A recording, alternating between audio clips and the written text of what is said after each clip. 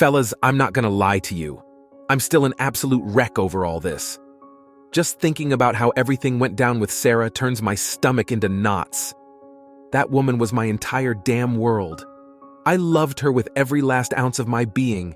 From the second I locked eyes with her pretty face, I was a goner, a total lovesick goof just hopelessly whipped. My buddies used to rag on me relentlessly about how much of a simp I became whenever Sarah was around. They'd never seen the tough-as-nails soldier in me turn to mush like that. But you know what? I didn't care one bit. That girl had me completely sprung. After years of dating paradise, we finally tied the knot. Those first few years as newlyweds, man, they were absolute magic. I was killing myself at this high-powered corporate job that showered me with ridiculous money. We lived in this jaw-dropping rental home, jet-setting off to these exotic vacation spots every chance we got. No matter how dead I was from those endless work days, making sure my baby girl Sarah was happy as a queen was always my #1 priority. I even set up this ironclad trust fund with all my assets locked down, just to be on the safe side in case things ever went south between us. Saw firsthand how my buddy got completely cleaned out by his evil ex-wife, so I was damned if I'd let that happen to me too. Sarah and I signed one of those prenup deals saying if either of us cheated, the cheater got zilch in the divorce.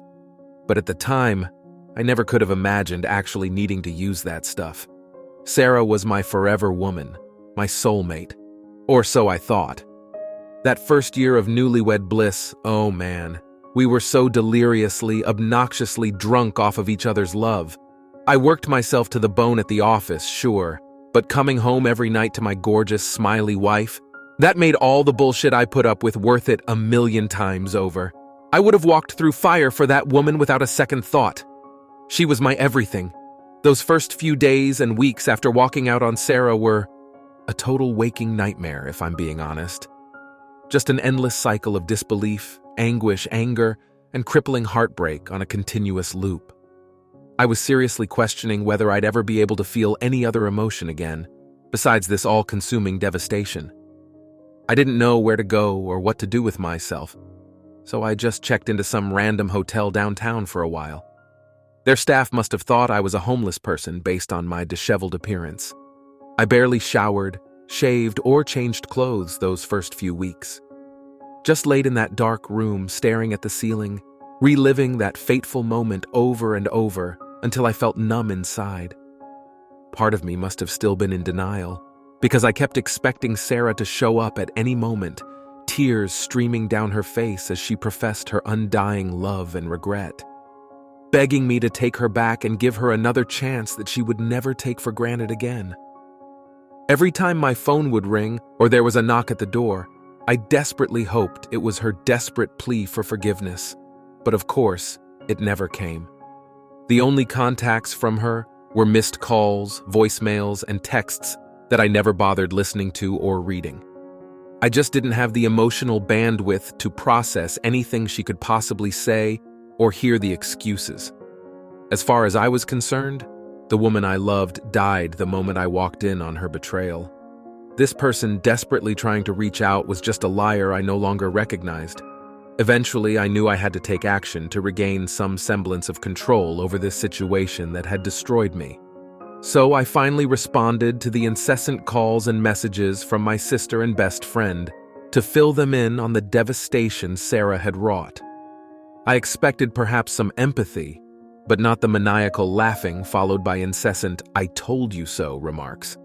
You see, both of them had been against me tying the knot with Sarah from the very beginning. They never really warmed up to her sunny, carefree personality, calling her high maintenance, vapid, and saying her lack of ambition was a red flag.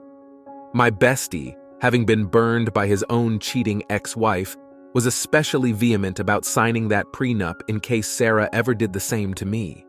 At the time, I had laughed off their protective instincts as being overly cynical and jaded. I was hopelessly blinded by love and convinced Sarah was my soulmate, my forever partner who would never stray. Looking back on it now, I'm honestly embarrassed by how naive and lacking in self-awareness I was. They tried to hand me a life preserver, but my faith in Sarah caused me to be irrational. Looking back on it now, I have to admit, Part of the frenetic drive to make this reinvention happen stemmed from a deeply petty place inside me. A burning desire to not just survive Sarah's detonation of my life, but to thrive in the most ostentatious way possible as the ultimate flex on her. To rapidly rebuild from the scorched earth so I could smugly toss my success in her face while she inevitably fell into the same cycle of destitution and misery she so arrogantly assumed was my fate. I worked my ass off towards that goal for months on end, determined to get shit up and running as soon as humanly possible. My dad always said I inherited his legendary workaholic tendencies, but this kicked it into an entirely new level of ungodly grind.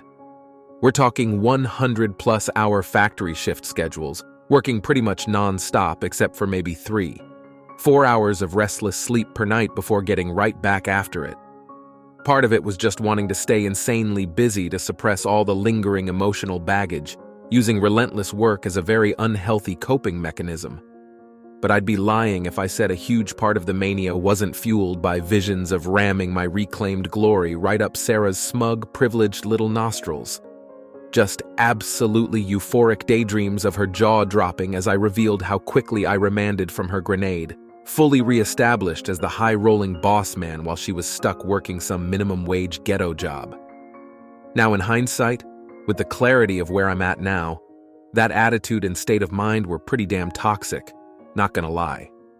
So much of those first critical months of building my new company were fueled purely by spite and demented hubris rather than authentic drive and passion. But at the time, that nuclear reactor of burning hatred and desire for revengeful validation was pretty much the only thing powering me through the relentless gauntlet I'd put myself through.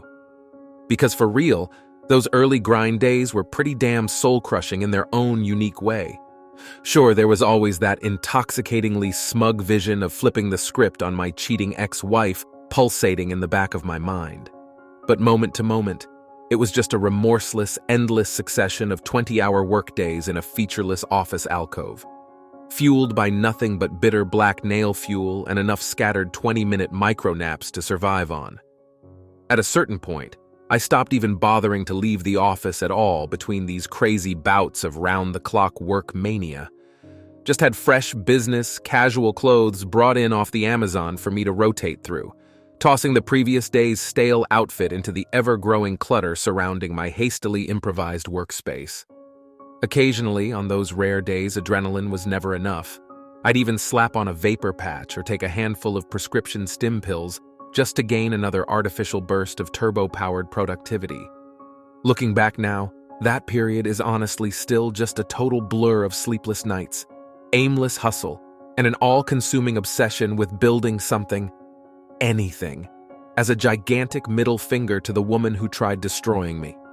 It was the darkest and most self-destructive developmental phase of bringing this new venture into reality, but one driven by nothing but accumulated trauma and white-hot fury.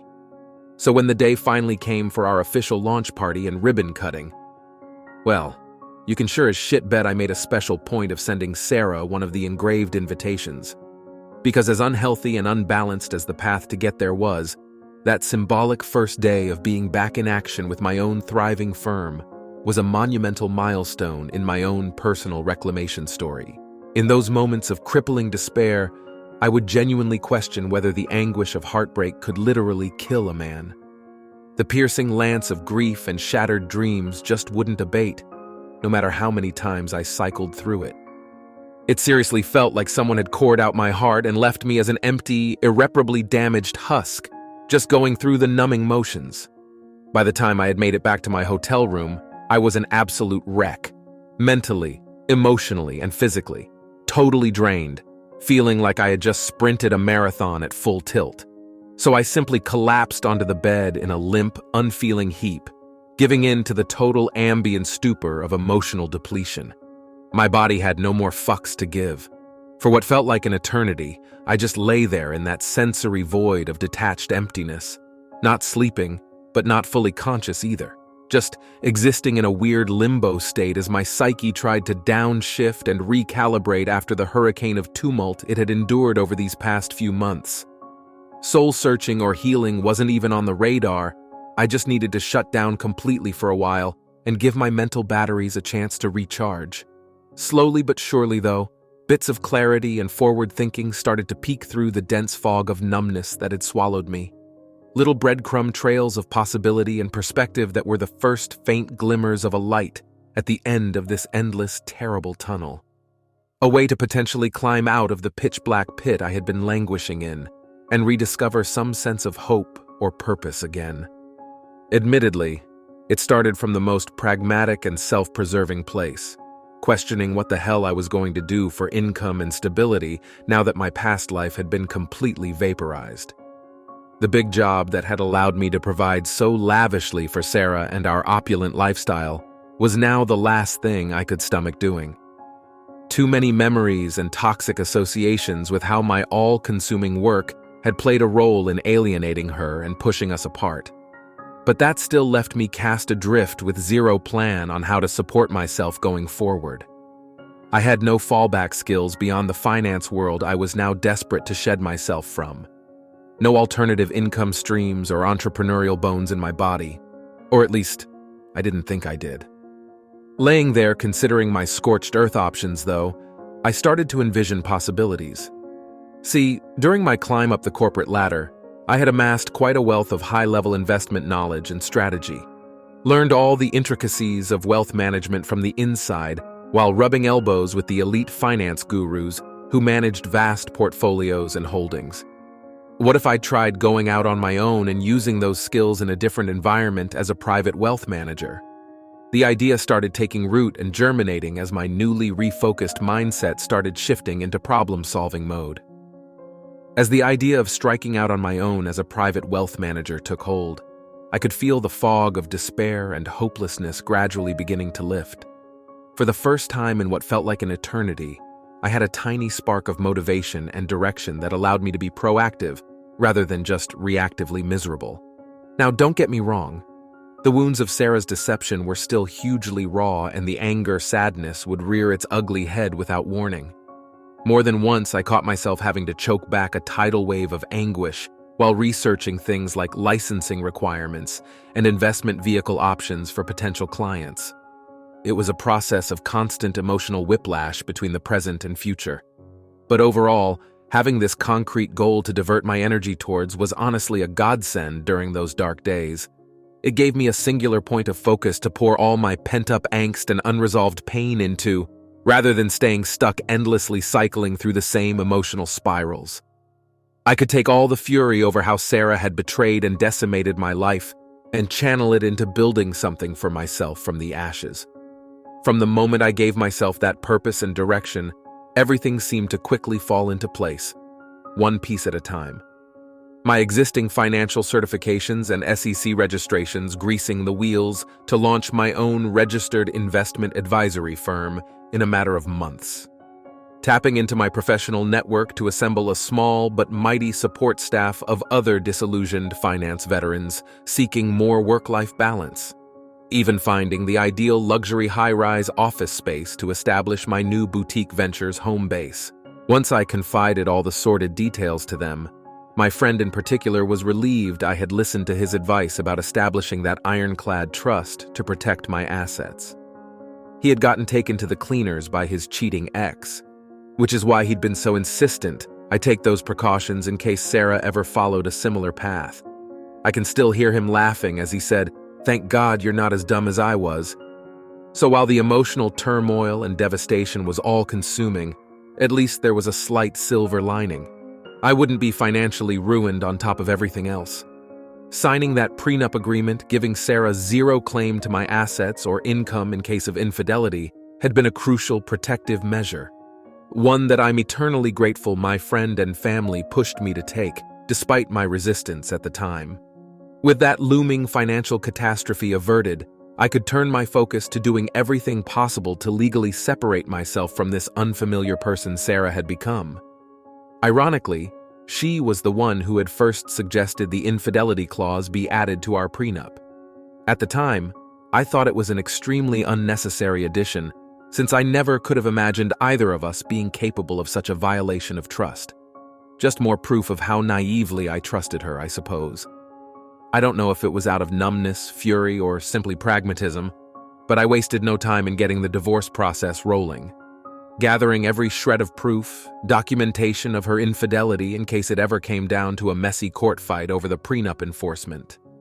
Part of me almost wanted her to take that challenge, to drag this miserable ordeal out as long as possible so she could marinate in the consequences of her choices.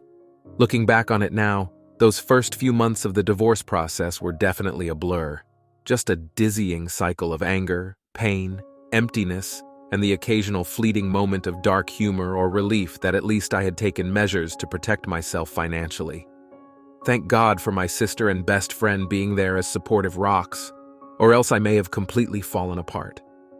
My bestie in particular was my voice of pragmatic reason throughout those early days. Whenever the tidal waves of betrayal and heartbreak would threaten to pull me under completely, he'd be there with some sarcastic quip or loud motivational rant about how I deserved better. How Sarah had done me an enormous favor by revealing her true selfish colors before I wasted any more years shacked up with a lying snake. As messed up as it sounds, his harsh negativity towards her was honestly uplifting at times. Meanwhile, my sister played more of the empathetic supportive role that gentler souls naturally default to. Constantly checking in, dropping off home-cooked meals, giving me a metaphorical shoulder to lean on whenever the grief would overwhelm me. She'd hold me as I broke down sobbing, occasionally letting out her own tears of sorrow over the nightmare I was being put through. Her nurturing presence was undoubtedly a bright light that helped guide me through some of my darkest moments. The two of them, coaching me through that devastating process from opposite approaches, perfectly balanced each other out. My friend's tough love and anti-Sarah vitriol fueled the righteous anger that prevented me from becoming a hopeless puddle of sadness, while my sister's warmth and ability to make me feel understood prevented that anger from consuming me entirely. I'm eternally grateful they each brought their unique strengths to the situation, because I honestly don't know how I would have survived with just one of their approaches alone. As for Sarah, well, the deluge of attempts to make contact finally stopped around the 2-month mark, but not before she tried every possible angle to get through to me. The pathetic voicemails and texts swinging wildly between icy anger to saccharine pleading and faux contrition in her desperation. The constant ambushes from mutual friends either making excuses for her or delivering half-baked apologies on her behalf as if that would change anything. The registration-less calls from telemarketers and burner numbers that I knew were her before blocking them. Part of me started to feel a sick sense of amusement over her increasingly deranged and desperate tactics. Like I was tuning into a tragic comedy playing out in real time of a narcissist being faced with the first real consequences she couldn't bat her eyes and cry her way out of. Maybe I'm a sicko, but there was a sort of cathartic voyeurism in witnessing this beautiful woman watching her life of luxury and privilege gradually start crumbling around her. Of course, the amusement would always be short-lived, quickly replaced by either waves of fury or that hollowing emptiness. The rage would come whenever I really let my mind go to those depths of betrayal and violation she inflicted. The fact that this person I devoted years of my life to loving and cherishing had been so casually intimate with some random piece of trash behind my back for who knows how long. Just imagining them intertwined, her hands and lips roaming over his body in the ways she used to desperately crave from me, shudder. Then there was the empty, almost robotic state of emotional numbness that would kick in as a weird coping mechanism.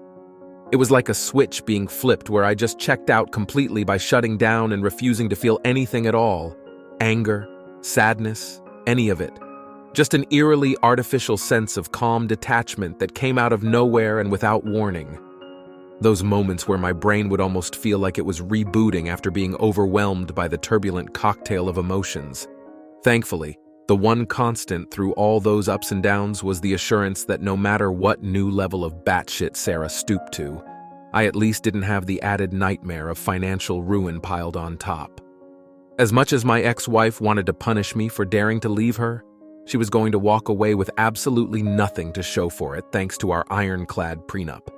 That small shred of justice got me through some of those really dark days and nights where everything else seemed hopeless. So when the papers finally came through and it was time to make things official, well, Let's just say there was a most delicious sense of karmic vindication in watching the bloom wilt off Sarah's delusional rose. There she was, bright-eyed and bushy-tailed as she swanned into the mediator's office that day, clearly still clinging to some insane fantasy where she walked away with a big payout, despite her transgressions. You know that cliché about a deer caught in the headlights? The look of pure, unadulterated shock and horror slowly setting in as the reality of their situation slams into them like a semi-truck? Yeah, that was the expression on Sarah's face when my lawyer slapped those divorce papers down on the table and she finally realized I wasn't fucking around. The whole drive over, she had been practically giddy, laughing obnoxiously over the phone with one of her enabling friends about all the shopping she'd do when she took me to the cleaners, bragging to whoever would listen about how she'd be set for life after this divorce, never having to work another day if she didn't want to thanks to my income and assets. Part of me couldn't wait to see the look on her face when that rude awakening hit. When the delusion she'd been binging on for months finally got shattered into a million pieces right in front of her smug little eyes. I'd be lying if I said I didn't take a perverse amount of pleasure in what came next. Because as soon as those papers got unveiled, the entire vibe in that room took a total 180. Gone was the ditzy, relaxed demeanor of an entitled princess strutting in to collect her winnings. Now Sarah was suddenly on the defensive, her head whipping around in frantic confusion as she demanded to know what kind of cruel joke this was. Those pretty eyes of hers, which used to give me warm fuzzies whenever our gazes met, were now wild with rage and desperation. And oh, how my lawyer savored every last second of ripping off that Band-Aid for her. With a supercilious grin, he calmly explained that there would be no jackpot winnings, no future of leisured living off my income and hard-earned assets. Quite the contrary. Per our prenuptial agreement that she herself had approved and signed, the cheating spouse was entitled to absolutely zero claims in terms of asset distribution or alimony support. The way her overstuffed sense of privilege and entitlement just instantly deflated was honestly remarkable. This woman who had barely lifted a finger during our entire marriage, secure in the smug assumption that I would be financially supporting her for life regardless, was having the rug completely pulled out from underneath those ridiculously high expectations. You could actually pinpoint the second where her soul left her body as the gravity of her station in life came crashing down. And yet, even after the ironclad truth was laid out and reinforced by my lawyer, Sarah alternated between playing the hurt victim card and blustering legal threats in deluded defiance. The waterworks started on cue as she protested how it was just one mistake, and I was being utterly cruel to leave her destitute and penniless over it. Followed by armchair lawyer grandstanding about how no court would ever uphold such an unfair and biased agreement.